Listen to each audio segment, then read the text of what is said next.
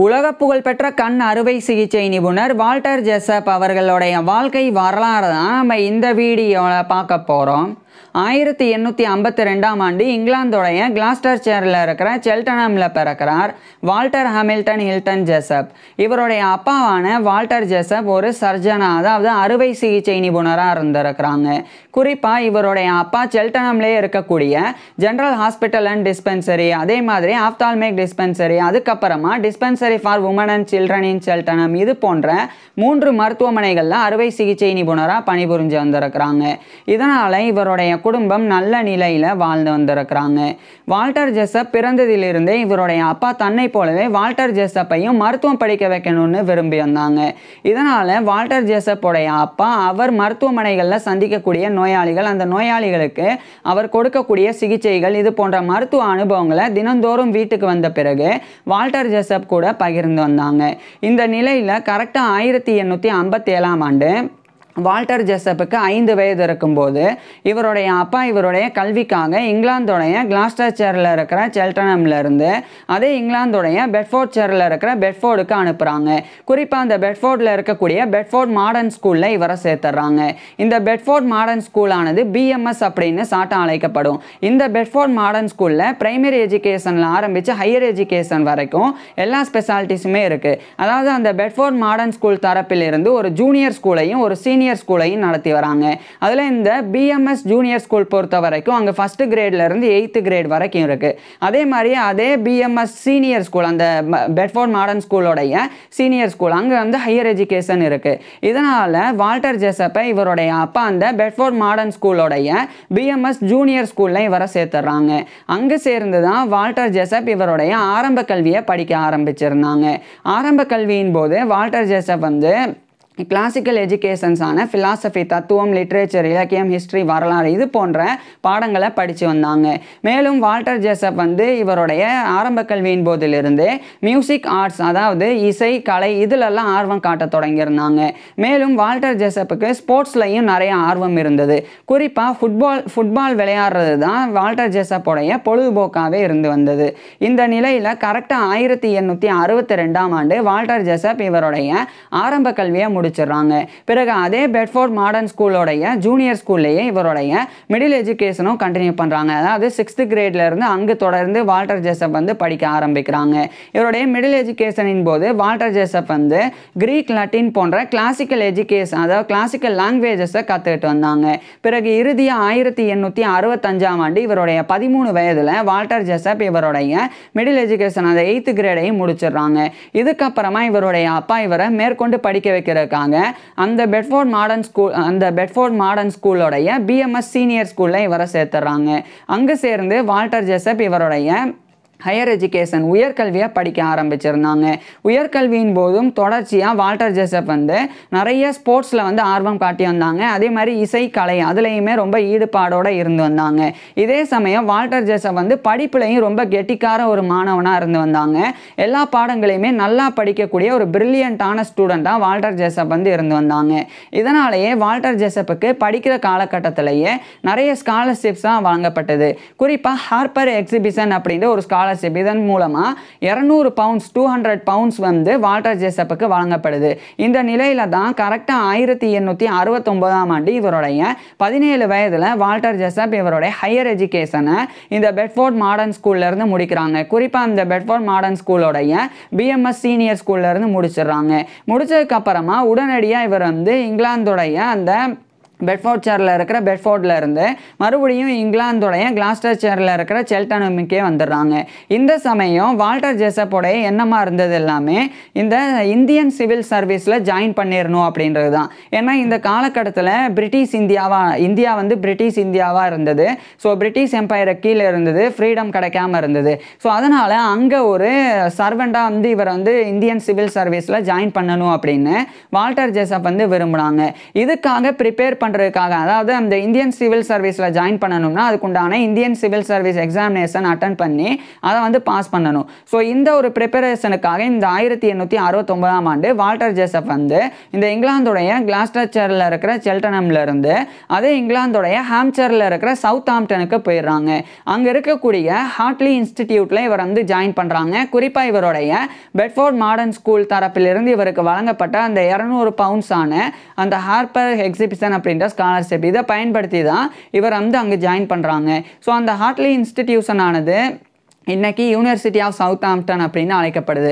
So அங்கே வந்து join பண்ணி வால்டர் ஜேசப் வந்து இவருடைய இந்தியன் சிவில் சர்வீஸுக்கு உண்டான கோர்சஸ் அட்டன் பண்ணுறாங்க. ஸோ இவர் வந்து அண்டர் கிராஜுவேட் வந்து படிக்கலை, அதுக்கு பதிலாக இந்தியன் சிவில் சர்வீஸோடைய எக்ஸாமினேஷனுக்கு உண்டான கோர்சஸ்லாம் இவர் அட்டன் பண்ணாங்க.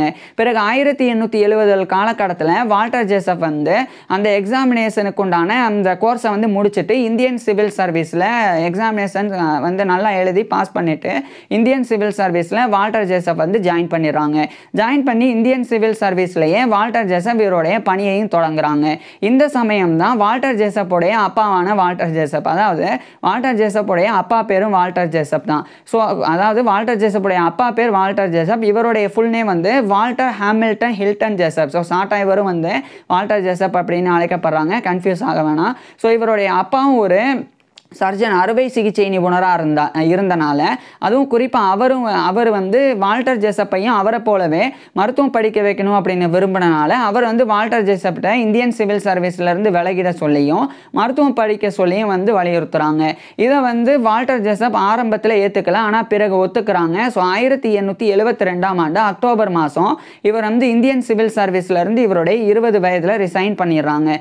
ரிசைன் பண்ணிவிட்டு இதே 1872 அக்டோபர் மாதம் வந்து இவருடைய அப்பா மூலமாக இங்கிலாந்துடைய கேம்பிரிட்ஜில் இருக்கிற கேம்பிரிட்ஜுக்கு அனுப்பப்படுறாங்க. குறிப்பாக கேம்பிரிட்ஜில் இருக்கக்கூடிய கான்வில் அண்டு கிஸ் காலேஜ் கேம்பிரிட்ஜ் அப்படின்றது இது வந்து யூனிவர்சிட்டி ஆஃப் கேம்பிரிட்ஜோடைய ஒரு கன்ஸ்டிடியூவன்ஸ் காலேஜ், அதாவது யூனிவர்சிட்டி ஆஃப் கேம்பிரிட்ஜோடைய ஒரு அங்கம் தான் இந்த ஒரு கான்வில் அண்டு கிஸ் காலேஜ் கேம்பிரிட்ஜ் அப்படின்றது. இவங்க தரப்பில் இருந்து குறிப்பாக இந்த கான்வில் அண்ட் கிஸ் காலேஜ் கேம்பிரிட்ஜில் படித்தா யூனிவர்சிட்டி ஆஃப் கேம்பிரிட்ஜில் இருந்து தான் இவருக்கு டிகிரி கிடைக்கும். ஸோ இவர் வந்து 1872 அக்டோபர் 1 அன்னைக்கு இவர் வந்து நேராக அந்த ஒரு கேம்பிரிட்ஜில் இருக்கக்கூடிய அந்த கான்வில் அண்டு கீஸ் காலேஜ் கேம்பிரிட்ஜ் அங்கே வந்து ஜாயின் பண்ணுறாங்க. அங்கே ஜாயின் பண்ணி அந்த கான்வில் அண்ட் கீஸ் காலேஜ் கேம்பிரிட்ஜில் இவருடைய பேச்சுலர்ஸ் டிகிரியை வால்டர் ஜேசப் வந்து படிக்க ஆரம்பிக்கிறாங்க. குறிப்பாக பேச்சுலர் ஆஃப் ஆர்ட்ஸ் BA வந்து எடுத்து படிக்க ஆரம்பிக்கிறாங்க. வால்டர் ஜேசப்போடைய அப்பா இவரை மருத்துவம் தான் படிக்க சொன்னாங்க. அதனால தான் இவர் வந்து பேச்சுலர் ஆஃப் ஆர்ட்ஸ் படிக்கும்போது ப்ரீ மெடிக்கல் கோர்சஸ் எடுத்து படித்தாங்க. அதாவது மருத்துவம் படிக்கிறதுக்கு முன்னாடி படிக்கக்கூடிய கோர்சஸ் எடுத்து வால்டர் ஜேசப் வந்து படித்து வந்தாங்க. பிறகு இறுதியாக 1876ஆம் ஆண்டு வால்டர் ஜேசப் இவருடைய 24 வயதில் இவருடைய பேச்சுலர் ஆஃப் ஆர்ட்ஸை வந்து அந்த ஒரு கான்வில் அண்டு கீஸ் காலேஜ் கேம்பிரிட்ஜ் அங்கேருந்து முடிக்கிறாங்க. யூனிவர்சிட்டி ஆஃப் கேம்பிரிட்ஜ் தரப்பிலிருந்து பேச்சுலர் ஆஃப் ஆர்ட்ஸ் இவருக்கு வழங்கப்படுது. இதுக்கப்புறம் தான் அந்த ஒரு கான்வில் அண்ட் கீஸ் காலேஜ் கேம்பிரிட்ஜ்லேயே இவர் வந்து மெடிசன் படிக்க ஆரம்பிக்கிறாங்க. குறிப்பாக MBCHP படிக்க தொடங்குறாங்க. MBCHP அப்படின்றது லட்டினில் மெடிசனே பேக்கலோரியஸ் சிறுஜே அப்படின்னு அர்த்தம். இது வந்து இங்கிலீஷில் MBBS bachelor of medicine and bachelor of surgery. இதை தான் வால்டர் ஜேசப் வந்து அந்த கான்வில் அண்ட் கீஸ் காலேஜ் கேம்பிரிட்ஜில் படிக்க ஆரம்பிச்சிருந்தாங்க. இதே சமயம் இவர் வந்து மருத்துவ பயிற்சிகளையும் 1876ஆம் ஆண்டு பெறணும் அப்படின்னு முடிவு செஞ்சிடறாங்க. இதன் காரணமாக இவர் கேம்பிரிட்ஜில் படித்து வரும்போதே அதே இங்கிலாந்தில் இருக்கிற லண்டனில் இருக்கக்கூடிய செயின்ட் பார்த்தாலமியூஸ் ஹாஸ்பிட்டல் அப்படின்ற ஒரு பெரிய டீச்சிங் ஹாஸ்பிட்டல், அதாவது இந்த செயின்ட் பார்த்தாலமியூஸ் ஹாஸ்பிட்டல் அப்படின்றது நோயாளிகளுக்கு சிகிச்சை கொடுக்கக்கூடிய ஒரு நார்மல் ஹாஸ்பிட்டல் மட்டும் கிடையாது. அங்கு மருத்துவ மாணவர்களுக்கு மருத்துவ கல்வியையும் மருத்துவ பயிற்சியையும் வழங்கக்கூடிய ஒரு டீச்சிங் ஹாஸ்பிட்டலும் கூட.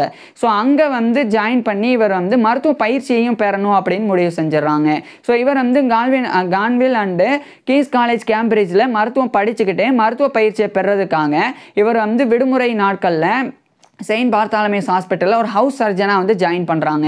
அதாவது இந்த காலகட்டத்தில் மருத்துவம் எப்போவுமே படித்து முடித்ததுக்கப்புறம் டிகிரி முடித்ததுக்கப்புறமா தான் ஒரு மருத்துவமனையில் ஜாயின் பண்ணி ஹவுஸ் சர்ஜன்சிலாம் பண்ண முடியும். அதாவது உதாரணத்துக்கு சொல்லப்போனால் இப்போ வால்டர் ஜேசப் வந்து மருத்துவம் படித்து முடித்த உடனடியாக வால்டர் ஜேசப் ஒரு மருத்துவராக தகுதி பெற்று நோயாளிகளுக்கு சிகிச்சை கொடுக்க முடியாது. அதுக்கு முன்னாடி வால்டர் ஜேசப் வந்து ஒரு மருத்துவமனையில் ஜாயின் பண்ணணும். ஜாயின் பண்ண பிறகு அந்த மருத்துவமனையில் இருக்கக்கூடிய தேர்ந்த மருத்துவர்கள் நோயாளிகளுக்கு சிகிச்சை கொடுக்கறத பார்த்து பயிற்சி பெறணும். அதுக்கப்புறமா அந்த தேர்ந்த மருத்துவர்களினுடைய மேற்பார்வையின் கீழே வால்டர் ஜேசப் வந்து நோயாளிகளுக்கு சிகிச்சை கொடுக்கணும். இதை எல்லாமே இவர் சரியாக செஞ்சாதான் வால்டர் ஜேசப் வந்து ஒரு மருத்துவராக தகுதி பெற முடியும். இதை பொதுவாக வந்து டிகிரி முடித்த பிறகு பண்ணுவாங்க. ஆனால் வால்டர் ஜேசப் வந்து ஏற்கனவே 24 வயதாயிருச்சு பேச்சுலர்ஸ் டிகிரி முடிக்கிறதுக்கு. இதனால இவர் வந்து மருத்துவம் படிச்சுட்டு இருக்கும் போதே மருத்துவ பயிற்சியை பெறதுக்காக செயின்ட் பார்த்தாலமியூஸ் ஹாஸ்பிட்டலையும் ஜாயின் பண்ணுறாங்க.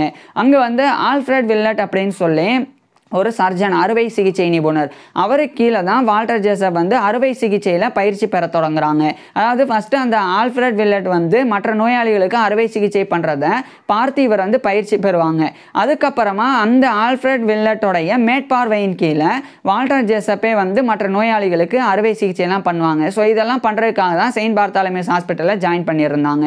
இந்த நிலையில் தான் வால்டர் ஜேசப்புக்கு மெல்ல மெல்ல ஆப்தமாலஜியில் ஆர்வம் ஏற்பட ஆரம்பிக்குது. அதாவது கண் மருத்துவத்தில் வால்டர் ஜேசப்புக்கு ஆர்வம் ஏற்படுது. மெடிசன் பொறுத்த வரைக்கும் நிறைய ஸ்பெஷாலிட்டிஸ் இருக்குது. குறிப்பாக வந்து பீடியாட்ரிக்ஸ் குழந்தை மருத்துவம், அப்செட்ரிக்ஸ் மகப்பேறு மருத்துவம் பிரசவம் பார்க்குறது, அதே மாதிரி கைனகாலஜி பெண் நோயியல், அதுக்கப்புறமா கார்டியாலஜி இருதயவியல், அதே மாதிரி டெர்மட்டாலஜி தோல் மருத்துவம், ஆப்தமாலஜி கண் மருத்துவம், டென்டிஸ்ட்ரி பல் மருத்துவம் அப்படின்னு இன்னும் எக்கச்சக்கமான ஸ்பெஷாலிட்டிஸ் இருக்குது. அதில் வால்டர் ஜேசப்போடைய அப்பா வந்து ஒரு சர்ஜனாக இருந்தாங்க, சர்ஜரியில் ஸ்பெஷலிஸ்ட்டாக இருந்தாங்க. ஆனால் இவரும் வந்து சர்ஜன் ஆகணும் அப்படின்னு சொல்லி தான் விரும்பினாங்க. ஆனால் போக போக இவருக்கு ஆப்தமாலஜியில் ஆர்வம், கண் மருத்துவத்தில் ஆர்வம் ஏற்படுது. ஸோ கண் மருத்துவர் ஆகணும் அப்படின்னு வால்டர் ஜேசப் வந்து முடிவு பண்ணுறாங்க. குறிப்பாக இவர் சர்ஜனும் ஆகணும் அப்படின்றனால கண் அறுவை சிகிச்சை நிபுணர் ஆகணும் அப்படின்னு முடிவு செஞ்சிடறாங்க. இதன் காரணமாக ஹென்றி பவர் அப்படின்னு ஒரு கண் மருத்துவர், அவரு கீழேயும் அதே மாதிரி இன்னொரு நபரும், அதாவது போவாட்டர் ஜே வெர்னன் அப்படின்னு இன்னொரு கண் மருத்துவர், இந்த 2 கண் மருத்துவர்களினுடைய அவங்களுக்கு கீழே இவர் வந்து இவருடைய ஆப்தால்மிக் ஹவுஸ் சர்ஜன்சியும் பண்ண ஆரம்பிக்கிறாங்க. ஒரு ஆப்தால்மிக் ஹவுஸ் சர்ஜனா, அதாவது அந்த ஆல்ஃப்ரெட் வில்லட் கீழே சாதாரணமான அறுவை சிகிச்சை வந்து கற்றுக்கிட்டாங்க. அதே சமயம் இந்த ஹென்றி பவர், அதே மாதிரி இன்னொரு பக்கம் இந்த போவாட்டர் ஜே வெர்னன், இந்த 2 பேர்கிட்ட இருந்து கண் அறுவை சிகிச்சை சம்பந்தமாக கற்றுக்கக்கூடிய ஒரு மெடிக்கல் ஸ்டூடெண்ட்டாக இருந்தாங்க. ஸோ இது மாதிரி ஒரு பக்கம் செயின்ட் பார்த்தாலமியூஸ் ஹாஸ்பிட்டலில் மருத்துவ பயிற்சி, இன்னொரு பக்கம் அந்த கான்வில் அண்டு கீஸ் காலேஜ் கேம்பிரிட்ஜில் மருத்துவ கல்வி அப்படின்னு ரெண்டையுமே ரொம்பவே சிறப்பாகவே இவர் பண்ணி வந்தாங்க. பிறகு இறுதியாக 1880ஆம் ஆண்டு வால்டர் ஜேசப் வந்து ராயல் காலேஜ் ஆஃப் சர்ஜன்ஸ் அதனுடைய ஒரு மெம்பராக தேர்ந்தெடுக்கப்படுறாங்க. அதாவது இங்கிலாந்துடைய லண்டனில் இருக்கக்கூடிய royal college of surgeons of England, இது வந்து சர்ஜன்ஸ் அறுவை சிகிச்சை நிபுணர்களுக்கு உண்டான ஒரு ராயல் காலேஜ். ஸோ அதனுடைய மெம்பர்ஷிப்பை பெறதுக்கு உண்டான எக்ஸாமினேஷன் இருக்குது. அதை அட்டன் பண்ணி வால்டர் ஜேசப் வந்து அந்த ஒரு மெம்பர்ஷிப்பை பெற்றுறாங்க. ஸோ 1880ஆம் ஆண்டு வால்டர் ஜேசப் வந்து member of the royal college of surgeons MRCS அப்படின்ற இந்த மெம்பர்ஷிப்பை பெறாங்க. இந்த நிலையில தான் வால்டர் ஜேசப்புக்கு டிஃப்தீரியா அப்படின்ற நோய் வந்து ஏற்படுது. இந்த டிஃப்தீரியா அப்படின்றது மெயினாக வந்து தொண்டையில் வந்து பெரிய பாதிப்பை ஏற்படுத்தும், தொண்டையில் சதை வளர்ச்சி வந்து ஏற்படுத்தும்.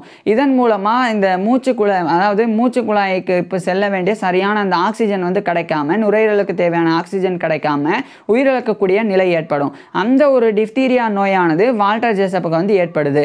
ஆனால் அதிலிருந்து ரொம்ப கஷ்டப்பட்டு வால்டர் ஜேசப் வந்து மீண்டும் வந்துடுறாங்க. மீண்டும் வந்த பிறகு தொடர்ச்சியாக அந்த Gonville and gas college Cambridge அங்கே வந்து இவர் படித்து 1882ஆம் ஆண்டு இவருடைய 30 வயதில் வால்டர் ஜேசப் வந்து இவருடைய அந்த MBCHB வந்து முடிக்கிறாங்க. அதாவது மெடிசனை பேக்லோரேஜ் சிறுஜி அப்படின்னு லட்டினில் அழைக்கப்படுற, இங்கிலீஷில் MBBS அப்படின்னு இருக்கிற அந்த bachelor of medicine and bachelor of surgery, இது 1882ஆம் ஆண்டு வால்டர் ஜேசப் வந்து முடிச்சிடுறாங்க.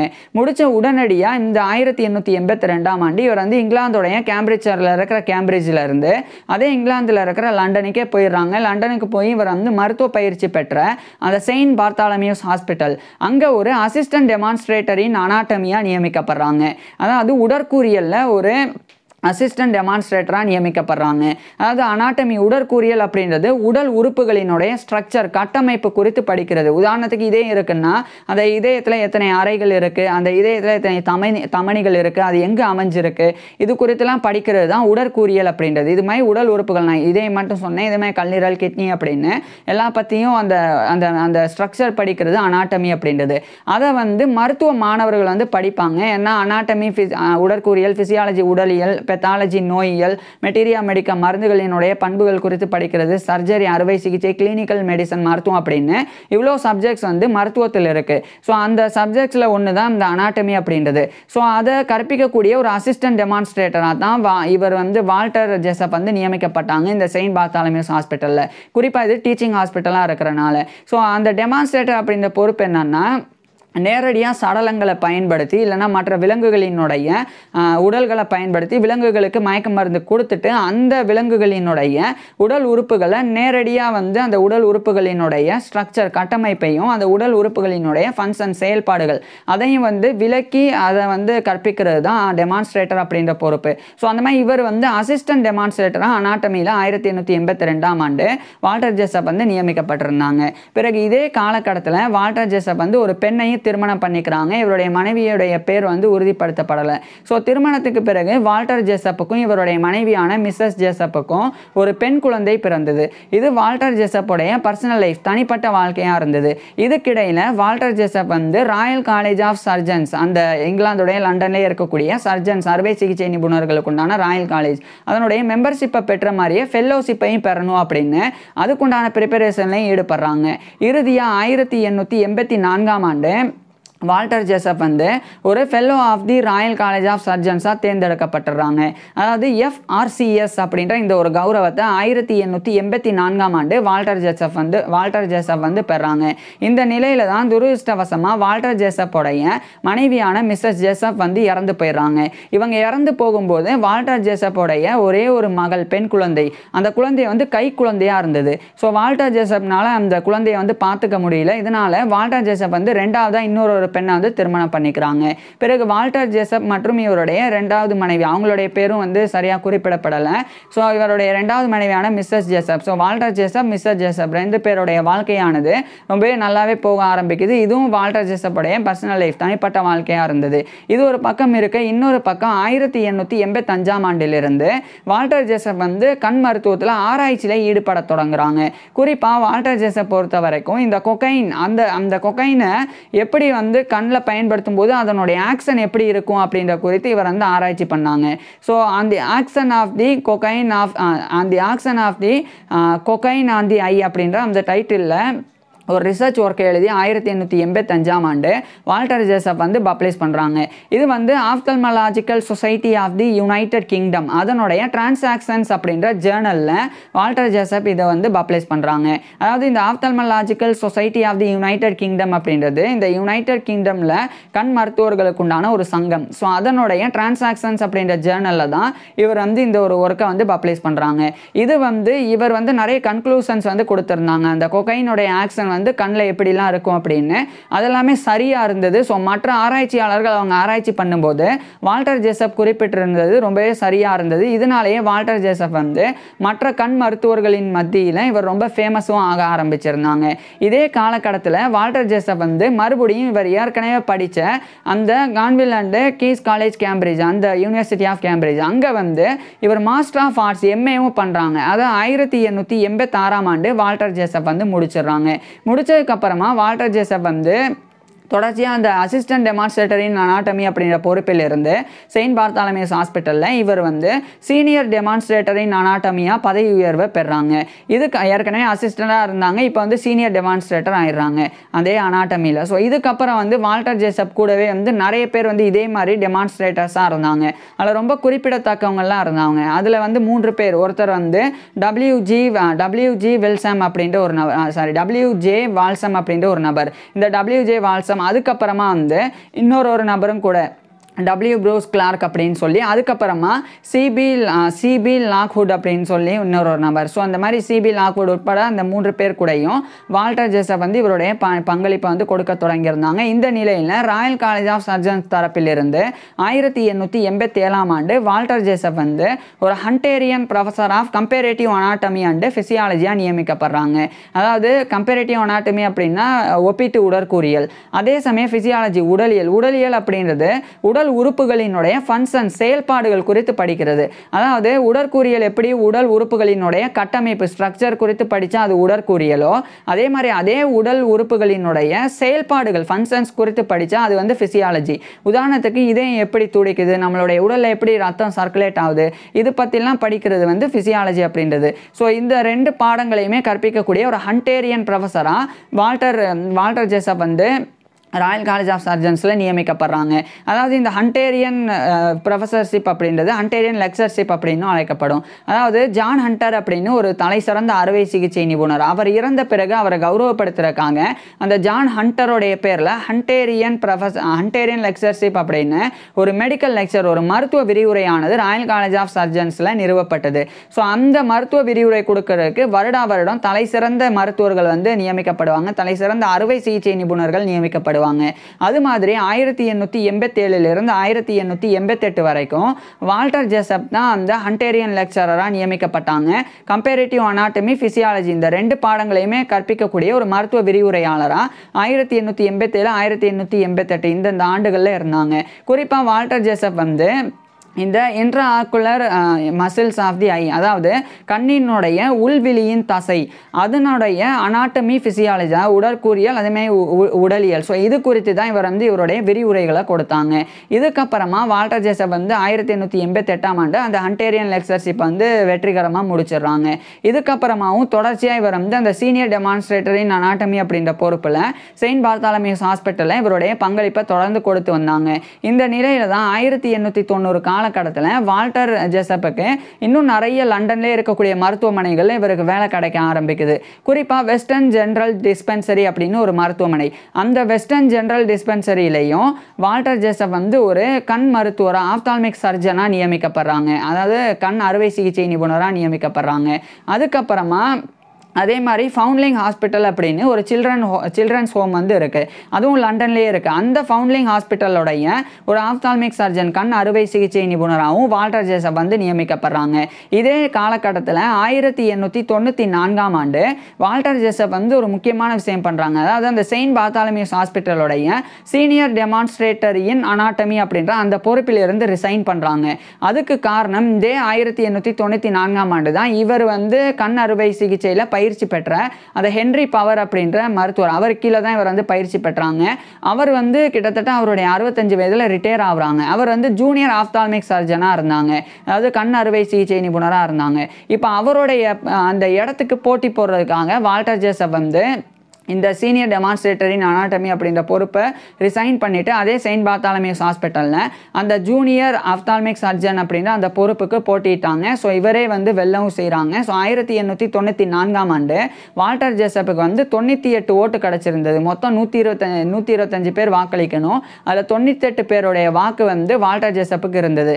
இதனால் இவர் வந்து செயின்ட் பார்த்தாலமியூஸ் ஹாஸ்பிட்டலோடைய ஜூனியர் ஆப்தால்மிக் சர்ஜனாக ஒரு கண் அறுவை சிகிச்சை நிபுணராக 1894 ஆண்டு நியமிக்கப்பட்டுறாங்க. இதுக்கப்புறமா வால்டர் ஜெசப் வந்து கூடுதலாக லண்டன்லேயே இருக்கக்கூடிய பேடிங்டன் கிரீன், அங்கே இருக்கக்கூடிய children's hospital at Paddington green, அங்கேயுமே ஒரு ஆப்தால்மிக் சர்ஜனாக ஒரு கண் மருத்துவராக கண் அறுவை சிகிச்சை நிபுணராக வால்டர் ஜெசப் வந்து இவருடைய பங்களிப்பை ஆற்ற தொடங்குறாங்க. இதுக்கப்புறம் 1898 ஆண்டு இவர் ஒரு முக்கியமான ஒரு புக்கை எழுதுகிறாங்க. அது வந்து manual on diseases of the eye அப்படின்னு சொல்லி ஒரு புத்தகம், கண்ணில் ஏற்படக்கூடிய நோய்கள் குறித்து ஒரு கையேடு அப்படின்ற டைட்டிலில் ஒரு புக்கை எழுதியிருந்தாங்க. அதனுடைய ஃபர்ஸ்ட் எடிஷன் இந்த 1898 ஆண்டு அந்த ஆப்தல்மாலஜிக்கல் சொசைட்டி ஆஃப் தி யுனைடெட் கிங்டமுடைய டிரான்சாக்ஷன்ஸ் அந்த ஜேர்னல்லையே வால்டர் ஜெசப் வந்து பப்ளிஷ் பண்ணாங்க. இதுக்கப்புறமா வால்டர் ஜெசப் வந்து தனிப்பட்ட வாழ்க்கையில் இன்னும் சில விஷயங்கள் பண்ணாங்க. அதாவது இவர் பொறுத்த வரைக்கும் இந்த லண்டன் வழியாக போகக்கூடிய தெம்ஸ் அப்படின்ற அந்த ரிவர் தெம்ஸ், அது வந்து கிட்டத்தட்ட 215 மைல்ஸ், அதாவது சரியாக சொல்லணும்னா 346 கிலோமீட்டருக்கு நீண்ட நதி தான் அந்த தெம்ஸ் அப்படின்றது. அது மிகப்பெரிய அந்த டெம்ஸ் நதியானது ரொம்ப லாங்காக வந்து இருக்கும். அங்கே ஒரு போட்டை வாங்கி போட்டு வால்டர் ஜெசப் வந்து இவருடைய தனிப்பட்ட வாழ்க்கையில் அங்கே படகு பயணம்லாம் போனாங்க. இது மட்டும் இல்லாமல் இவருக்கு மியூசிக்லேயும் ஆர்ட்ஸ்லேயும் இந்த காலகட்டத்திலையும் தொடர்ந்து வந்து ஆர்வம் இருந்து வந்தது. மேலும் வால்டர் ஜேசப் வந்து இன்னும் கூடுதலாக பல விஷயங்களை தனிப்பட்ட வாழ்க்கையில் பண்ணாங்க. குறிப்பாக வந்து ஃபுட்பால்லையும் இவருக்கு ஆர்வம் இருந்தனால ஹாஸ்பிட்டலுக்கு அப்படின்னு ஹாஸ்பிட்டல் ஃபுட்பால் கிளப் அப்படின்னு ஒன்று இருந்தது. அதனுடைய பிரசிடெண்ட்டாகவே வால்டர் ஜேசப் வந்து தேர்ந்தெடுக்கப்படவும் செஞ்சாங்க. இந்நிலையில் 1901 வால்டர் ஜேசப்புக்கு இன்னொரு மிகப்பெரிய பொறுப்பு கிடைக்குது. அதாவது செயின்ட் பார்த்தாலமியூஸ் ஹாஸ்பிட்டலில் அந்த போவாட்டர் ஜே வெர்னன் இவர் கீழேயும் இவர் வந்து கண் அறுவை சிகிச்சை பயிற்சி பெற்றாங்க. அந்த போவாட்டர் ஜே வெர்னன் அப்படின்றவர் தான் சீனியர் ஆப்தால்மிக் சர்ஜனாக இருந்தாங்க. அவர் 1901 ரிட்டையர் ஆகுறாங்க. அவருக்கு பிறகு வால்டர் ஜேசப்பே வந்து அந்த ஜூனியர் ஆப்தால்மிக் சர்ஜன் அப்படின்ற அந்த பொறுப்பில் இருந்து சீனியர் ஆப்தால்மிக் சர்ஜனாக பதவி ப்ரொமோஷனை 1901 பெற்றுறாங்க. இதுக்கப்புறமா வால்டர் ஜேசப் வந்து இன்னும் கூடுதலாக இவருடைய பங்களிப்புகளை ஆற்றத் தொடங்கியிருந்தாங்க. குறிப்பாக இந்த காலகட்டத்தில் இங்கிலாந்தில் இருக்கிற பெர்க்சர் அதனுடைய ஜஸ்டிஸ் ஆஃப் பீஸாக இவர் வந்து நியமிக்கப்பட்டாங்க. இது வந்து ஜேபி அப்படின்னு சாதாரணமாக அழைக்கப்படும், அதாவது ஷார்ட்டாக அழைக்கப்படும். அந்த பொறுப்பில் வால்டர் ஜேசப் நியமிக்கப்பட்டாங்க. மேலும் வால்டர் ஜேசப் வந்து இன்னும் கூடுதலாக பல மருத்துவமனைகளில் பல பொறுப்புகள்லையும் இருந்து வந்தாங்க. இந்த நிலையில் 1905 வால்டர் ஜேசப் வந்து ஒரு முக்கியமான united grand lodge of freemasons அப்படின்றது அதனுடைய ஒரு ஜூனியர் கிராண்ட் டீக்கனாக இவர் வந்து 1905 வால்டர் ஜேசப் வந்து நியமிக்கப்பட்டாங்க. இதுக்கப்புறமா இவர் இன்னும் கூடுதலாக நிறைய புத்தகங்கள் வெளியிட்டாங்க. கண் அறுவை சிகிச்சையில் நிறைய ரிசர்ச் பேப்பர்ஸும் வெளியிட்டாங்க. அதில் ரொம்ப குறிப்பிடத்தக்கது வந்து இந்த manual of ophthalmic surgery and medicine அப்படின்ற ஒரு புக்கு. இதையும் வால்டர் ஜேசப் வந்து இந்த ஒரு காலகட்டத்தில் பப்ளிஷ் பண்ணாங்க. இதுக்கப்புறமா 1908 இவர் ஏற்கனவே 1898 வெளியிட்டிருந்த அந்த manual on diseases of the eye அப்படின்ற அந்த புத்தகத்தினுடைய செகண்ட் எடிஷன் 2வது பதிப்பு 1908 வால்டர் ஜேசப் வந்து ophthalmological society of the United Kingdom உடைய டிரான்சாக்ஷன்ஸ் என்ற ஜேர்னலில் பப்ளிஷ் பண்ணிடுறாங்க. இதுக்கப்புறமா வால்டர் ஜேசப் வந்து தொடர்ச்சியாக இவருடைய ஆராய்ச்சியில் ஒரு பக்கம் ஈடுபட்டு வர இன்னொரு பக்கம் இவர் வந்து இன்னும் நிறைய ரிசர்ச் பேப்பர்ஸும் 1910களுக்கு பிறகும் வெளியிட்டு வந்தாங்க. இந்நிலையில் தான் 1914 முதல் உலகப்போர் தொடங்கிறது. அந்த முதல் உலகப்போர் தொடங்கிய பிறகு லண்டன்லேயே இருக்கக்கூடிய ஃபர்ஸ்ட் லண்டன் ஐ hospital, first London general hospital, அங்கே வந்து ஒரு ஆப்தால்மிக் சர்ஜனா ஒரு கண் அறுவை சிகிச்சை நிபுணராக 1914 வால்டர் ஜேசப் வந்து நியமிக்கப்படுறாங்க. ஏன்னா காயமடையக்கூடிய, குறிப்பாக கண்ணில் காயமடையக்கூடிய இராணுவ வீரர்களுக்கு சிகிச்சை கொடுக்கக்கூடிய ஒரு கண் அறுவை சிகிச்சை நிபுணராக இந்த ஃபர்ஸ்ட் லண்டன் ஜென்ரல் ஹாஸ்பிட்டலில் வால்டர் ஜேசப் வந்து ஜாயின் பண்ணாங்க. மேலும் இந்த காலகட்டத்தில் பிரிட்டிஷ் ஜேர்னல் ஆஃப் ஆப்தமாலஜி, அதாவது கண் மருத்துவத்துக்குண்டான ஒரு பிரிட்டிஷ் ஜேர்னல் வந்து நிறுவனம் அப்படின்னு ஒரு லிமிட்டட் லயபிலிட்டி கம்பெனியில் வால்டர் ஜேசப் வந்து ஜாயின் பண்ணாங்க. அந்த லிமிட்டட் லயபிலிட்டி கம்பெனியோடைய ஒரு மேனேஜிங் டைரக்டராகவே வால்டர் ஜேசப் வந்து நியமிக்கப்படவும் செஞ்சாங்க. ஸோ அவங்க தரப்பிலிருந்து பிரிட்டிஷ் ஜேர்னல் ஆஃப் ஆப்தமாலஜி எப்படியாவது அதை நிறுவிடணும் அப்படின்னு வால்டர் ஜேசப் வந்து ரொம்ப முயற்சி செஞ்சு வந்தாங்க. இந்த நிலையில தான் 1915 அந்த ophthalmological society of the United Kingdom அதனுடைய ஒரு பிரசிடெண்டாகவே 1915 வால்டர் ஜேசப் வந்து நியமிக்கப்படுறாங்க. இந்த பொறுப்பில் இருக்கும்போதே பிரிட்டிஷ் ஜேர்னல் ஆஃப் ஆப்தமாலஜி அதை வந்து வால்டர் ஜேசப் வந்து உதவி செஞ்சு நிறுவிடுறாங்க. ஸோ இது மாதிரி வால்டர் ஜேசப் வந்து கண் மருத்துவத்தில் பல பங்களிப்புகளை கொடுத்து வந்தாங்க. இப்பேற்பட்ட நபர் அந்த ophthalmological society of the United Kingdom உடைய பிரசிடெண்டாக இருக்கும்போதே 1917 பிப்ரவரி 16 இவருடைய 64-65 வயதில் வால்டர் ஜேசப் வந்து இறந்து போயிடுறாங்க. அதாவது வால்டர் ஜேசப் வந்து 1852 பிறந்திருந்தார் அப்படின்றது உறுதி. ஆனால் அந்த 1852 எந்த மாதம் எந்த தேதியில இவர் பிறந்தார் அப்படின்றது உறுதி கிடையாது. இதனால் இவர் ஒரு வேளை 1852 இவர் இறந்த நாளான அந்த பிப்ரவரி 16, அதுக்கு முன்னாடி 1852 இவர் பிறந்திருந்தாருன்னா இவர் இறக்கும்போது இவருக்கு வயது 65. ஒருவேளை இந்த 1852 பிப்ரவரி 16க்கு பிறகு வால்டர் ஜேசப் வந்து பிறந்திருந்தாருன்னா இவர் இறக்கும்போது இவருக்கு வயது 64. ஸோ இதனால தான் வால்டர் ஜேசப் வந்து 1917 பிப்ரவரி 16 கிட்டத்தட்ட இவருடைய 64-65 வயதில் வால்டர் ஜேசப் வந்து இறந்து போயிடுறாங்க. இதில் கூடுதல் தகவல் என்னன்னா, வால்டர் ஜேசப் பிறந்த ஆண்டு 1853 அப்படின்னு சொல்லியும் ஒரு சில இடங்கள்ல இருக்குது. ஆனால் அது பெருசாக வந்து உறுதிப்படுத்தப்படலை. ஓரளவுக்கு 1852 அப்படின்றதான் கன்ஃபார்ம் பண்ணப்பட்டிருக்கு. ஸோ இதனால் 1852 பிறந்து 1917 பிப்ரவரி 16 கிட்டத்தட்ட இவருடைய 64-65 வயதில் வால்டர் ஜேசப் வந்து இறந்து போகிறாங்க. வால்டர் ஜேசப் இறந்து போன பிறகு இவரை கௌரவப்படுத்துறதுக்காக ஒரு சில விஷயங்கள் பண்ணப்பட்டது. குறிப்பாக வால்டர் ஜேசப்புடைய கலெக்ஷன்ஸ், அது வந்து விஸ்லர் எக்ஸிங் திங்ஸ் கலெக்ஷன்ஸ் அப்படின்னு. இவர் வந்து ஜென்ரலாக மியூசிக்கல் ஆர்ட்ஸ்லலாம் ஆர்வம் இருந்தபோது பண்ணது. அது வந்து ராயல் அகாடமி ஆஃப் மெடிசன் அதனுடைய ஒரு மீட்டிங்கில் வந்து அது வந்து ராயல் அகாடமி ஆஃப் கான்ஃபரன்ஸ் அதனுடைய ஒரு மீட்டிங்கில் அது வந்து ஷோ பண்ணப்பட்டது, எக்ஸிபிஷன் மாதிரி. அதுக்கப்புறமா வால்டர் ஜேசப் இறந்த பிறகு இவருக்கு இரங்கல் செய்தி தெரிவிக்கும் போது ஒரு முக்கியமான விஷயத்தை சொல்லியிருந்தாங்க. அதாவது he made a unique position for himself in the ophthalmological world அப்படின்னு சொல்லி, அதாவது கண் மருத்துவத்தில் தனக்கென ஒரு இடத்தை பிடித்தவர் அப்படின்னு வால்டர் ஜேசப் வந்து கொண்டாடப்பட்டாங்க. மேலும் இந்த ஒட்டுமொத்த கண்டம், அந்த ஐரோப்பிய கண்டம், ஈரோப்போட அந்த கான்டினென்ட், அதுலேயே ரொம்ப ஃபேமஸான கண் அறுவை சிகிச்சை நிபுணர்னா அவர் வந்து வால்டர் ஜேசப் அப்படின்னு இவருடைய இரங்கல் செய்தியில் எழுதப்பட்டிருந்தது. அதாவது வால்டர் ஜேசப் பற்றி அந்த ஈரோப்பில் இருக்கக்கூடிய ஒட்டுமொத்த அந்த காலகட்டத்தில் வாழ்ந்த கண் மருத்துவர்கள், கண் அறுவை சிகிச்சை நிபுணர்களுக்குமே வால்டர் ஜேசப் பற்றி தெரியும். ஸோ அந்த அளவுக்கு ரொம்ப ஃபேமஸான ஒரு கண் அறுவை சிகிச்சை நிபுணர், ஆப்தால்மிக் சர்ஜனாக இருந்து வால்டர் ஜேசப் வந்து இறந்து போயிருந்தாங்க. ஸோ இப்பேற்பட்ட வால்டர் ஜேசப் பற்றி நீங்கள் என்ன நினைக்கிறீங்க அப்படின்றத கீழே கமெண்ட்ஸில் சொல்லுங்கள். உங்களுக்கு எந்த மாதிரியான டாபிக்ஸில் எந்த மாதிரியான வீடியோஸ் வேணும் அப்படின்றதையும் கீழே கமெண்ட்ஸில் சொல்லுங்கள். தேங்க்யூ.